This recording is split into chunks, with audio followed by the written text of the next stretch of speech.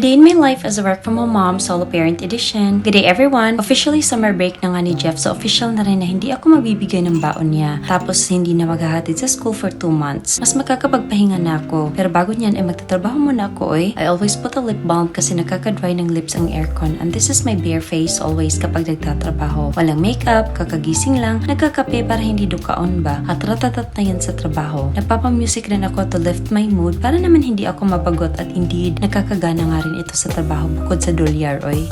After my work ay syempre natulog ako at pagising ko nga ay naganda na ako ng pananghalian namin at narito nga pala si Kali, ang aso ng kapatid ko na ibinilin sa akin. Sus naku, mura talaga ako na may 10 anak dito kasi ang hilig magtakbo. Minsan pinagtitipan pa niya si Cookie. Kali will be staying with me for the next few days kasi nag-out of town ang kapatid ko. Puli-puli lang talaga kami. Pag ako naman ang nag-travel, sa kanya ko naman binibilin si Jeff at Cookie. Anyway, I just made some cabbage omelette today and fried some chicken fillet for our lunch and had some kimchi na rin.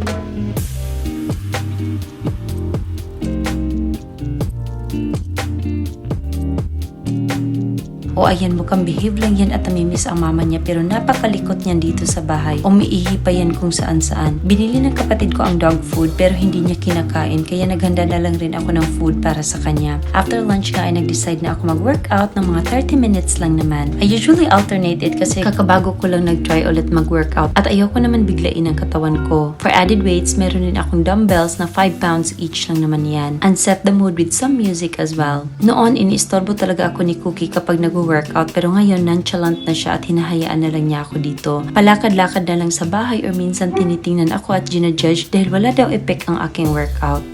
Wait ka lang Cookie, let's be hopeful in the next few weeks. After my workout, I then took my shower at nag-fold na ng mga nilabhan ng damit. Si Jeff naman yung pastime niya ay minsan nagdo-drawing at kahit anong pilit ko na lumabas para maglaro ay ayaw talaga. Minsan nakakalabas lang yan kapag may utos akong bilhin niya or kapag nag-walking sila ni Cookie sa hapon. Hindi ko muna tinapos ang pagtutupi ng damit dahil nagutom na nga rin kami ni Jeff at dumating rin yung food delivery namin. It's a cheat day today at magluluto lang ako ng buldak noodles. Ito ang request ni Jeff na mag-fried chicken sa Jollibee at buldak as a reward daw sa kanyang graduation. Kaya we decided to have some cheat day for dinner. I ordered a chicken joy and prepared my buldak noodles pero hindi ko nilagay lahat ng sauce dahil napagkaanghang nito. Nag-prepare rin ako ng kimchi and for some reasons nakulangan ako ng ganyan lang ang noodles ko so nag-add ako ng slices of mozzarella tapos minicrowave ko para mag-melt. At ayan, cheat day is ready para i-attack namin. We had days like this na ang sarap talaga kumain ng unhealthy foods. Okay lang yan, binayaran ko na ito sa workout ko kanina.